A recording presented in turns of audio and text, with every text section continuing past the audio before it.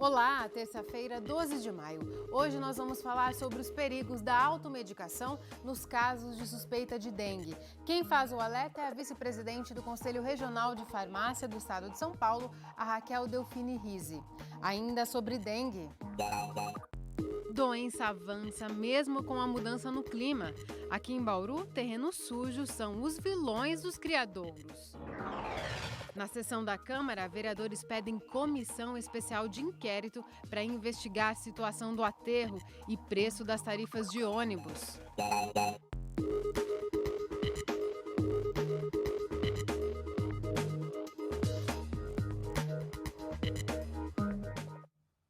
A gente começa com a sessão da Câmara desta segunda-feira, que foi bastante tumultuada.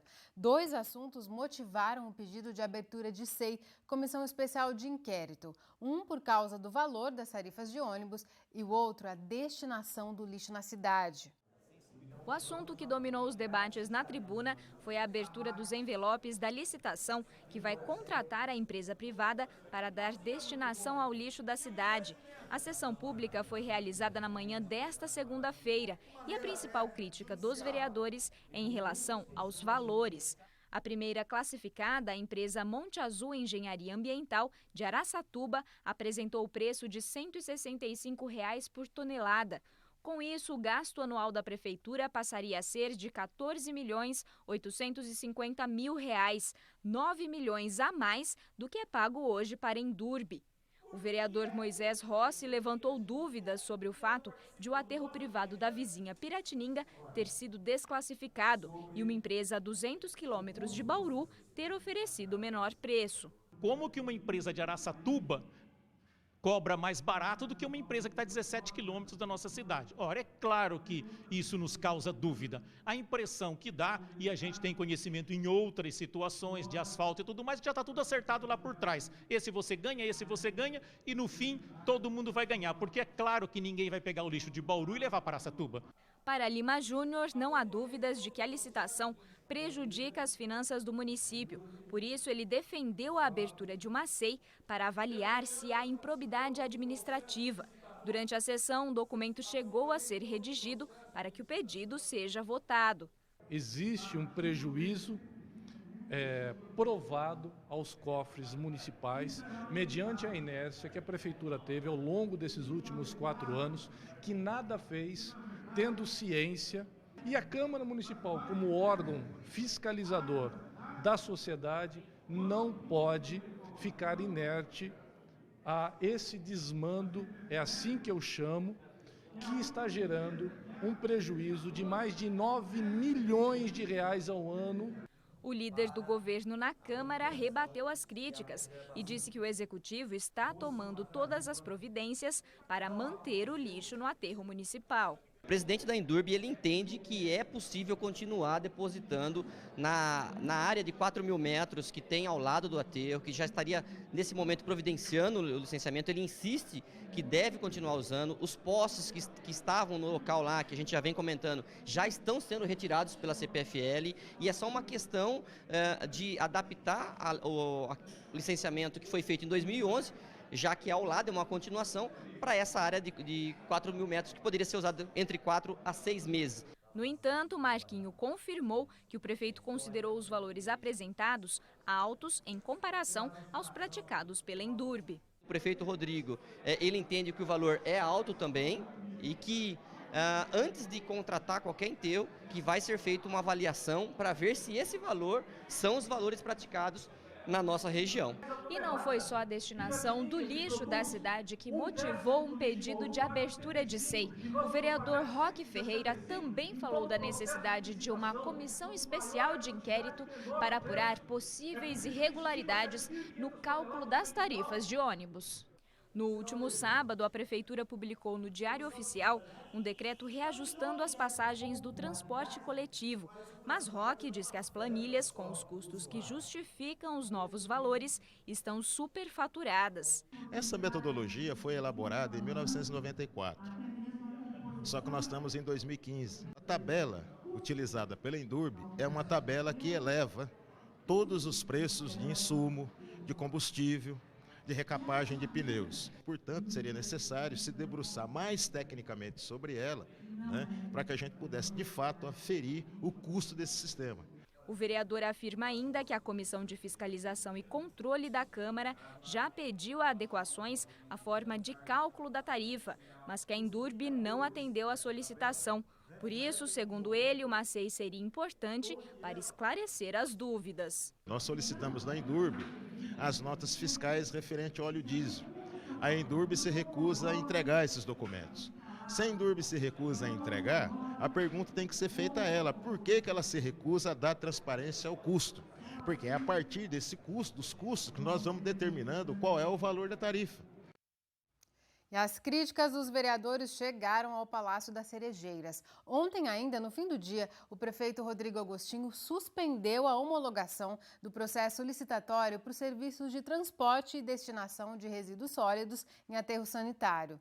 Ele determinou a realização de uma ampla cotação em cidades da região e também do Porte de Bauru, para sanar dúvidas sobre os preços cobrados pelas empresas que participaram do pregão.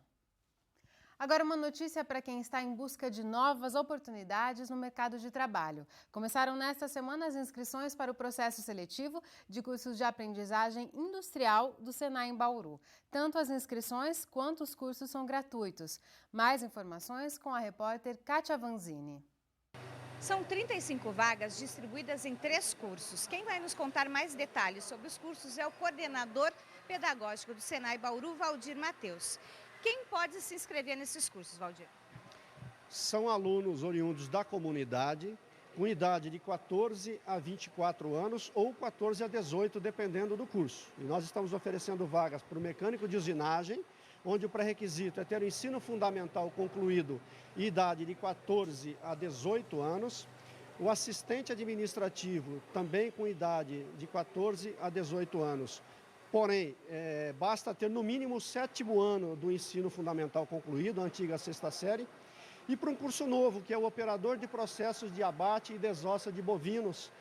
Esse há necessidade da maioridade, de 14 a 24 anos, né, na data de encerramento do curso. E nesse também o ensino fundamental concluído. Como que essas pessoas podem se inscrever? Para o mecânico de usinagem, basta acessar a página www.sp.senai.br/processo seletivo. A inscrição é feita pela internet.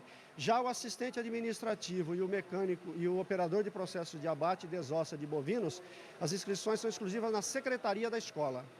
Alguns desses cursos vai ofertar vaga de aprendizes?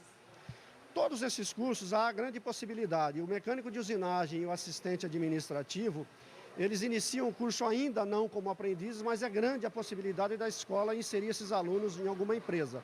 Já as 16 vagas para o operador de processos, todos serão contratados já no início do processo por um frigorífico da cidade. Como vai funcionar o processo de seleção? As inscrições estão abertas até o dia 20 de maio, ou pela internet ou na secretaria da escola, e há uma prova de seleção em nível de ensino fundamental ou de 7º ano do ensino fundamental no dia 31 de maio, um domingo. Obrigada, Valdir, pelas informações. Reforçando, as inscrições terminam no próximo dia 20 de maio. O Senai Bauru fica na rua Virgílio Malta, 1122. Informações pelo telefone 3104-3800 ou pelo site da escola. Kátia Vanzini para o Nesp Notícias. Depois do intervalo, o assunto é dengue. Mesmo com a mudança no clima, o combate à doença não pode parar. Terrenos sujos são os vilões dos criadouros aqui na cidade. Este é no bairro Nova Bauru, onde vários moradores foram infectados pelo mosquito. É daqui a pouco, continue com a gente.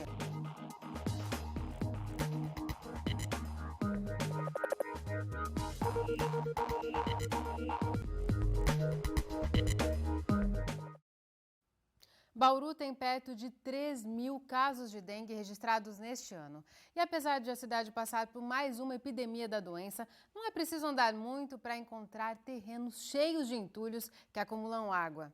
E engana-se quem pensa que no outono, quando a gente tem menos chuva, diminuem os casos da doença. Doralice ficou 15 dias sem poder trabalhar. Ela é mais uma das vítimas da dengue em Bauru. A professora acredita que foi picada pelo mosquito Aedes aegypti na escola onde trabalha no bairro Nova Bauru. Outros 4 colegas e 5 alunos também tiveram a doença neste ano. Na região, existem muitos terrenos baldios com lixo acumulado. A sensação é de morte. Eu tive sensação, eu cheguei a até falar com Deus para me dar mais um tempo aqui, porque eu achei que eu fosse morrer. De verdade. É horrível, é uma dor que não tem remédio, porque se toma soro, você não consegue levantar da cama, você não consegue comer. Eu emagreci 3 quilos por causa da dengue. Perto da escola ficam 2 terrenos que são depósito de lixo e entulhos. Além de restos de cama, há vários recipientes que acumulam água das chuvas que podem se tornar criadouros do mosquito.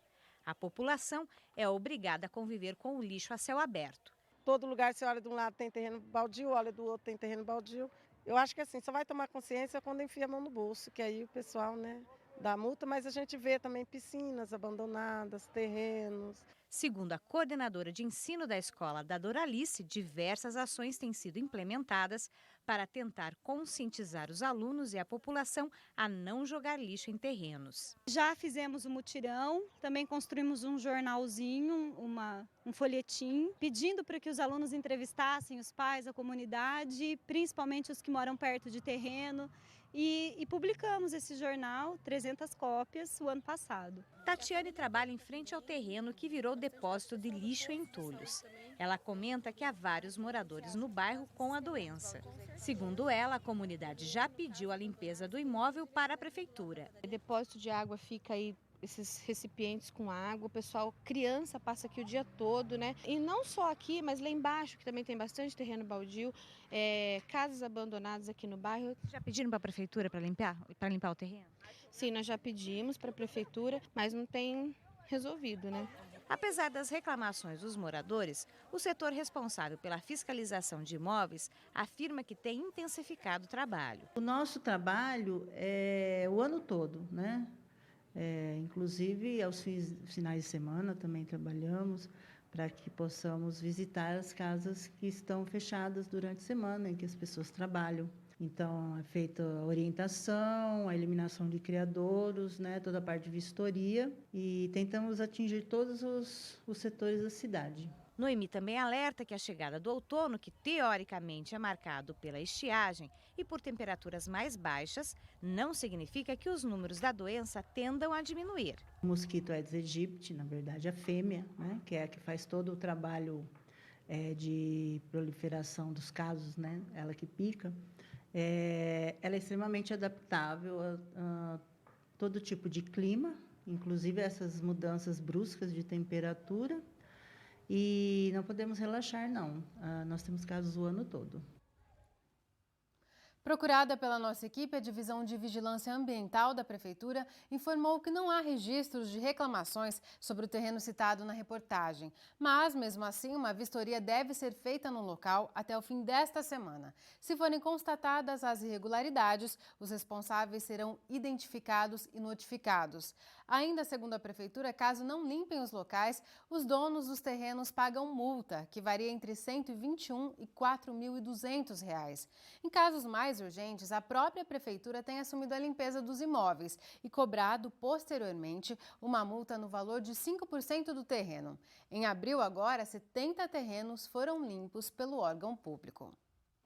O tempo segue firme nos próximos dias na maior parte do estado. Veja os detalhes da previsão do tempo com informações do IPMET e do CPTEC. Sol entre nuvens na maior parte do estado. Agora à tarde chove fraco na região de Botucatu. O tempo deve continuar melhorando, com possibilidade de chuva apenas no sul e no leste paulista. Em Bauru, a previsão é de sol nos próximos dias. Agora a umidade do ar é de 65%. A velocidade dos ventos é de apenas 3 km por hora. Hoje fez mais frio no início do dia, mas a temperatura subiu mais à tarde. A variação ficou entre 13 e 25 graus. Para amanhã, a mínima prevista é de 13 e a máxima de 22 graus. No próximo bloco, vamos conversar sobre os riscos da automedicação, especialmente nos casos de suspeita de dengue. Quem tira as dúvidas é a vice-presidente do Conselho Regional de Farmácia do Estado de São Paulo. É daqui a pouco, continue com a gente.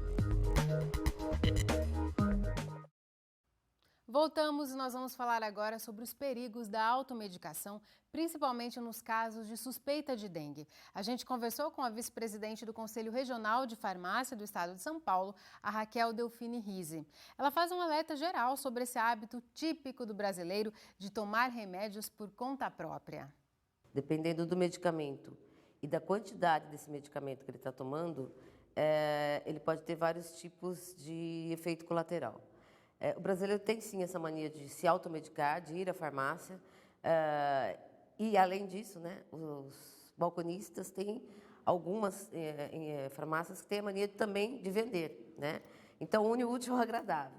Mas na verdade, né, o risco, né, da intoxicação, ela é causada por mais de um tipo de medicamento, ou seja, a pessoa já toma um medicamento, às vezes até de uso contínuo, e ela tem um problema e vai lá e toma um outro medicamento por conta própria. A interação desses medicamentos pode levar a sérios riscos, né? Desde uma dor de cabeça a um sangramento no estômago e, às vezes, né, até a pessoa levar ao óbito da pessoa, dependendo da condição física dessa pessoa, né? Então, o importante é relatar ao seu farmacêutico quais os medicamentos que você toma, quais os seus sintomas, para que ele vá à farmácia, converse o farmacêutico e qualquer coisa o farmacêutico já encaminha ao especialista necessário. O caso da dengue é muito complicado, porque nós estamos, né, em plena epidemia do Brasil, principalmente aqui no estado de São Paulo. As pessoas, elas confundem a dengue com outra doença, porque no começo, realmente a dengue, ela dá dor de cabeça, febre alta, e às vezes é confundida com uma gripe. E as pessoas vão tomar aqueles coquetéis antigripais, que inclusive vai o ácido acetilsalicílico. E a dengue, uma das características do vírus é invadir o vaso sanguíneo e deixar esse vaso sanguíneo permeável, ou seja, estourar esse vaso sanguíneo e provocar a hemorragia. E o ácido acetilsalicílico, ele colabora com isso. Então, as pessoas confundem os sintomas da dengue com qualquer doença e vão à farmácia, e a farmácia tem a exposição desses medicamentos, onde a pessoa pega e não pergunta a ninguém. Então, esse é um grave problema da dengue e problema do sistema das farmácias aqui no país, onde você tem aí um self-service para as pessoas pegarem os medicamentos que na dengue são contraindicados. O papel do farmacêutico, ele é um profissional da saúde, ele é um educador em saúde primeiro, né? Então, o papel do estabelecimento de saúde, que é a farmácia, e do profissional farmacêutico, que é o agente de saúde, é triar os casos, né? Conhecer a epidemiologia da região, indicar aonde tem o serviço mais próximo, porque geralmente agora com as epidemias tem as tendas, então ele tem que ser treinado para isso. A farmácia e o farmacêutico, ele deve ser treinado pelos municípios para que eles sejam orientadores, encaminhadores, agentes primários em saúde, para que eles encaminhem os casos da dengue rapidamente, e essa pessoa seja tratada rapidamente, e aí não tenha sequelas aí de uma dengue mais grave, que antes era chamada de dengue hemorrágica, né? O problema é que o antibiótico, ele é para combater uma infecção, geralmente bacteriana, né? Então, uma amidalite por bactéria, uma cistite, alguma infecção por bactéria. O antibiótico é para matar a bactéria, né? Ele é controlado porque ele causa resistência e aí nós daqui a pouco não vamos ter mais antibiótico se a gente for usar indiscriminadamente. Então, a Anvisa, ela controla o antibiótico. O anti-inflamatório é anti-inflamatório, ele desinflama. Então, ele não tem nada a ver com antibiótico. Ele tira a dor, né, de uma infecção, mas ele não tira a causa do problema, que é a bactéria. Então, o problema é, você está com uma infecção, você toma um anti-inflamatório, ele mascara os sintomas, porque ele vai diminuir a dor, e às vezes essa infecção pode aí se estender e causar até uma septicemia, por estar essa dor e essa doença mascarada pelo anti-inflamatório. Geralmente as pessoas têm ali, né, alguns medicamentos, que elas têm um medicamento para dor de cabeça, geralmente um medicamento assim, a gente chama de urgência, né, a gente chama de prateleira da urgência. E às vezes as pessoas fazem uso contínuo, então elas têm medicamento em casa. Então, pessoas diabéticas, hipertensas, né, por exemplo, elas têm medicamentos que tomam todo dia. O medicamento ele deve ser armazenado em lugar fresco, longe da luz, longe da umidade. Então, por exemplo, banheiro não é um local para você armazenar, porque tem muita umidade. cozinha também não, né? Agora, existem medicamentos que eles são termoláveis, como a insulina, por exemplo. Esta, sim, tem todo um critério de ser armazenada na geladeira, ela não pode ser mexida e etc. Então, sempre para armazenar qualquer tipo de medicamento, procure a orientação do farmacêutico. As pessoas precisam entender do risco que é isso. O seu sintoma pode ser o mesmo sintoma que o meu e a doença é totalmente diferente. Não existe nenhum médico por trás de um computador, não existe nenhum farmacêutico por trás do computador. Você pode, depois que você tiver a doença, você pode consultar, né, o prognóstico da sua doença, ou seja, sequelas, alguma coisa que ela pode causar, mas nunca o diagnóstico nem o tratamento dela, né? O diagnóstico deve ser feito pelo médico, o tratamento deve ser feito pelo farmacêutico, sempre. Nenhuma mídia hoje, ou nenhum equipamento, né, eletrônico vai substituir, né, a capacidade de interpretação do médico e a capacidade de tratar do farmacêutico. O Nesp Notícias fica por aqui. A gente volta a se encontrar amanhã às 5h30 da tarde, ao vivo. Tchau!